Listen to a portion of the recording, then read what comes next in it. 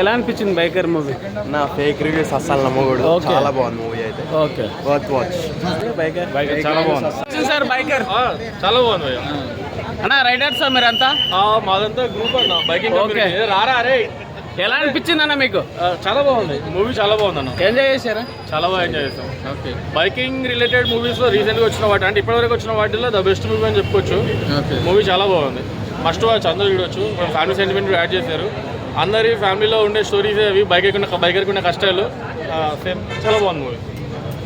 రాజశేఖర్ గారి శర్వానంద్ గారి ఎమోషన్స్ ఎలా అనిపించింది? బాగుందన్న. వాళ్ళిద్దరిది ఫాదర్ సన్ సెంటిమెంట్ చాలా బాగుంది. సో అందరికీ ఆ కనెక్టివిటీ ఉంటుంది ఇంట్లో, ఏమంటే అందరూ బయట చూపారు. సో ఇక్కడ కూడా అదే అన్న.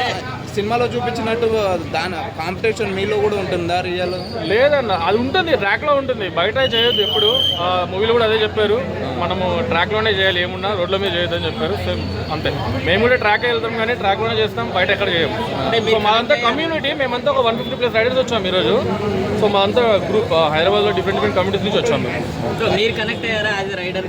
చాలా అయ్యా, చాలా అంటే చాలా గూస్ బంప్స్ వచ్చాయి కొన్ని సీన్స్ అయితే మాకి. మా స్టోరీ కొన్ని రియల్గా అందరి ఇంట్లో జరిగే స్టోరీ ఉంది. బైకింగ్లో ఎవరైతే ఉన్నారో వాళ్ళకి అందరు రిలేటెడ్ ఉంది స్టోరీ. మిమ్మల్ని మీరు చూసుకున్నారా స్క్రీన్? చాలా సీన్లో చూసుకున్నావా నేనైతే. అన్న మూవీలో హైలైట్స్ అంటే డిఓపి అదిరిపోయిందన్న అసలు. బ్యాక్గ్రౌండ్ మ్యూజిక్ కానీ అసలు సినిమాటోగ్రఫీ అదిరిపోయింది అసలుకి.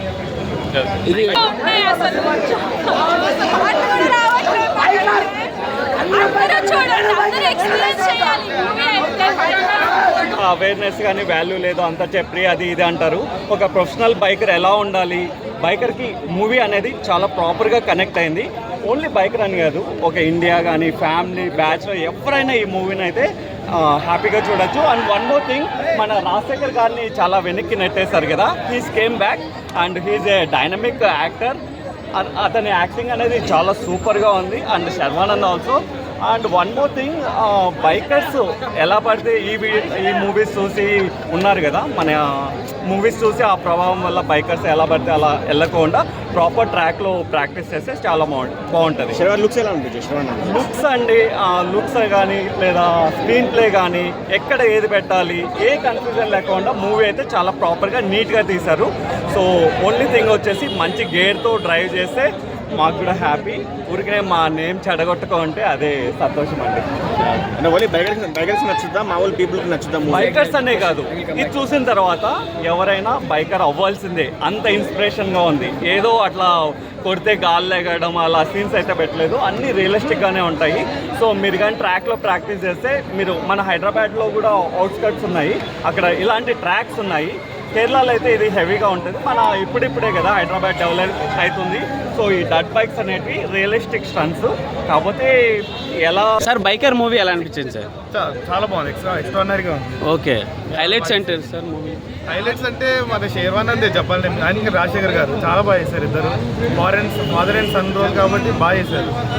అండ్ రాజశేఖర్ గారు కూడా కొంచెం కమ్బ్యాక్ అనిపిస్తుంది నాకైతే, బాగా చేశారు. అంటే ఇప్పుడు బైక్ గురించి ఎక్కువ ఎమోషన్ ఉందా, అసలు ఫాదర్ అండ్ సన్ సెంటిమెంట్ ఎక్కువ ఓవర్లాప్ చేసి? లేదు, బైకే చాలా ఎక్కువ ఉంది. ఇది ఒక వన్ ఆఫ్ ది పార్ట్, ఇది ఫాదర్ అండ్ సన్ స్టోరీ, కానీ బైకే మెయిన్. మొత్తం ఆ హీరో అసలు ఎందుకు ట్రాక్ చూస్ చేస్తా అనేది మొత్తం కంప్లీట్గా చూపించాడు. అండ్ తను ఎలా వరల్డ్ ఛాంపియన్షిప్ లాస్ట్ రేస్ వరకు వెళ్ళాడు అనేది చూపించారు. తన tracks are very nice.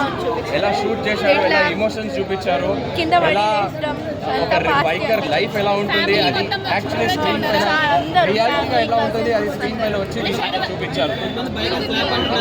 Music పాటలు అయితే చాలా బాగున్నాయి. ఒక పాట అక్కడ ఆయన ఎక్సర్సైజ్ చేస్తారు, ఎలా ప్రిపేర్ అవుతాడు, మళ్ళీ ట్రాక్ రేసింగ్ గురించి అది చాలా బాగుంది. ఆ పాట చాలా నచ్చింది. లైక్ మళ్ళీ వాడు రేసింగ్ ఫాదర్ సన్ రిలేషన్షిప్ చాలా